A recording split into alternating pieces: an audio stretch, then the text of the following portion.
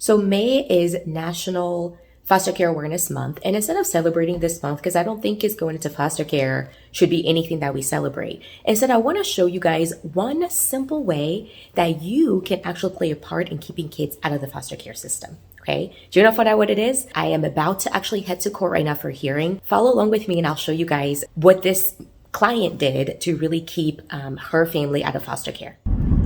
All right, guys, we are in the car. There's my son back there. Say hi. That's my youngest, Benjamin. So he's coming with me today because they have kindergarten roundup at his school. And so he doesn't have school today. So he's hanging out with me today. My husband happens to be out of town and with my other son. And so I don't have anybody else to watch my kiddo. So he's coming to court with me.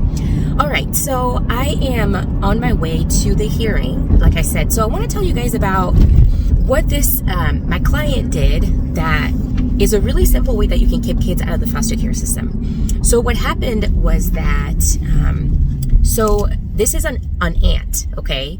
And the crazy part of this story is that the child is not really her niece, but she just calls her niece. So this is what happened.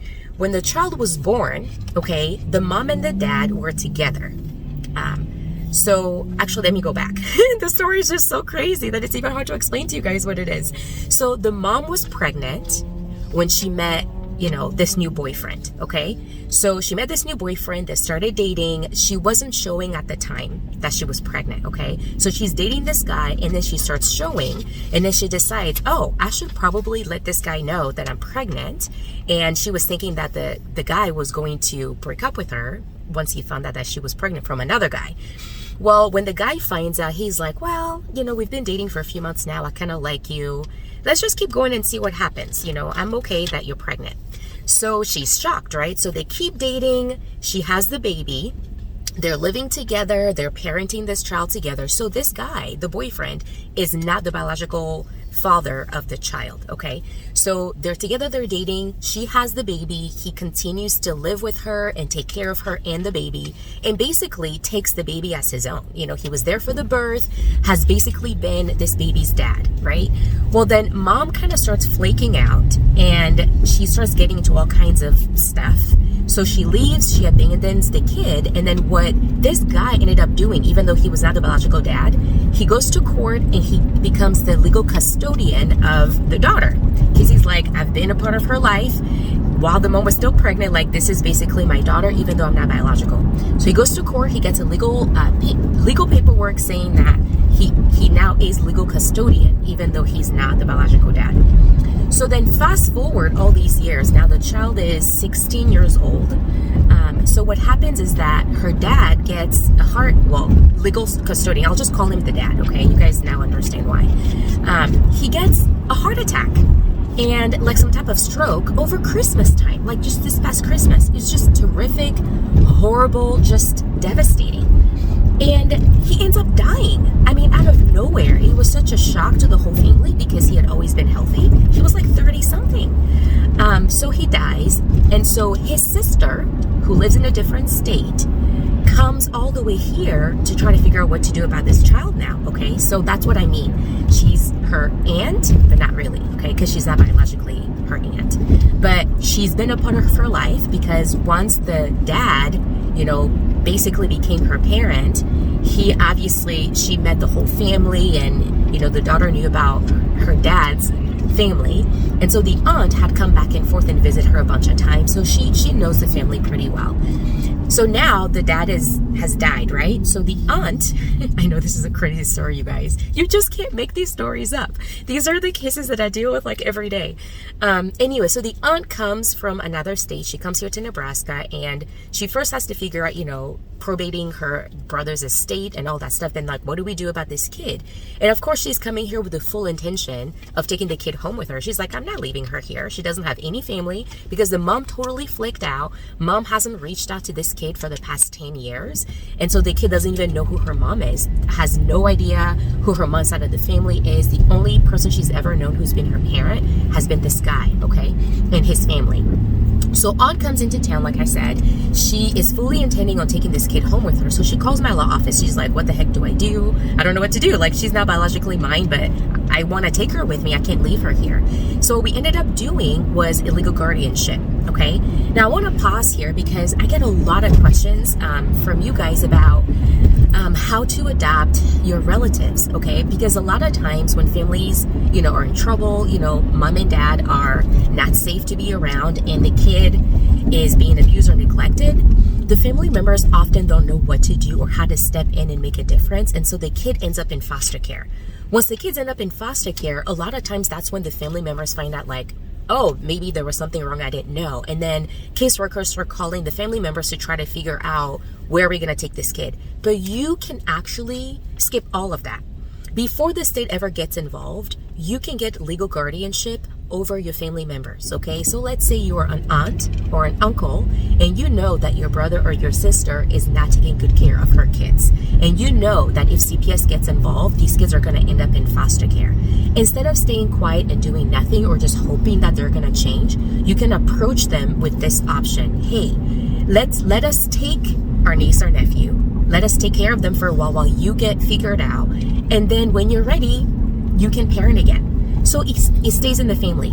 That is one very simple way that a lot of people don't know that they can kick kids out of the foster care system.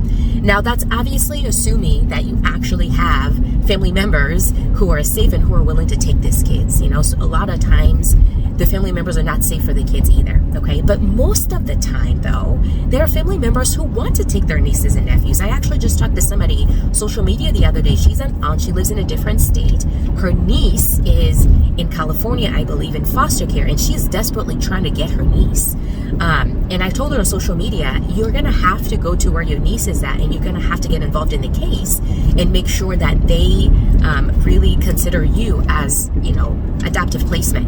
But before CPS gets involved, you guys, like I said, this is one simple way that you can keep kids out of the foster care system, especially your relatives, is by stepping in and becoming a legal custodian or becoming a legal guardian. So what is a legal guardianship and how does this work? Well, a legal guardianship is basically you temporarily becoming that child's custodian, okay? Basically that child's parent. You're not their parent, you just act as a parent, okay? So legal guardianship gives you the ability to make any decisions you need to make regarding the welfare of that child, so you can enroll them in school, take them to the doctor, wherever you go. When you show them your legal guardianship documentation, you are considered to be that child's caregiver, okay?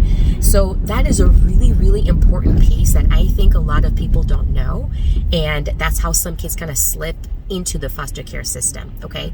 So what happened with this case, back to the story, is so the aunt, we filed a legal guardianship. She got an emergency guardianship. Obviously we let the court know what was going on. She needs to go back to Georgia because she's married. She's got kids there, so she can't stay here. She came here to literally probate her brother's estate, take the kid and go. Okay, so we got all the paperwork done for that. She got the legal guardianship. The judge allowed her to go back to Georgia with the kid temporarily.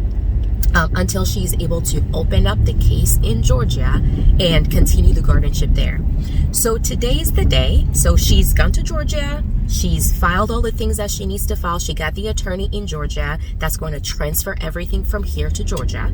And so today is the day that I'm going to court and the judge is going to sign the order allowing the case to be fully transferred to Georgia. And that is how you can keep a kid out of foster care system who's your relative. A really easy way to do it. Now, I am on my way to court, like I said, and when I get to court, I will show you guys what my courtroom here looks like in Douglas County. I know some of you have been curious about kind of what it looks like. So I'm gonna take you guys along with me with my son back there, and I'll kind of show you guys kind of the courtroom, and when I'm done with the hearing, I'll let you guys know what the judge ended up doing. All right, see you guys there.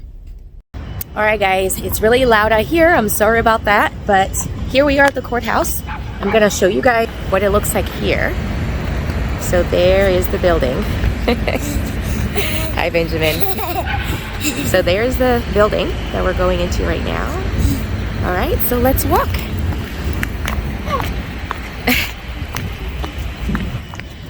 So this is the Douglas County courthouse because I live in Douglas County. Obviously, every county has their own courthouses. This one is probably I would say one of the biggest here in Nebraska, just because it's one of the largest counties in our state. So I will get back to you guys after I'm done with the hearing and let you know what the judge decides. Okay guys, so we just got out of court and the judge is gonna sign the order allowing the case to be opened up in the other state. Okay, it's called a provisional order. Anyway, he's gonna get that signed so that they can start the case there in Georgia, and then everything will be done once the transfers happen. So I hope this was really helpful to you guys to kind of understand how something this simple can actually really keep kids out of the foster care system. If you guys have any questions, if you have relatives right now that you think that you could do that for, comment below and let me know. All right, thanks for watching, you guys. Bye-bye.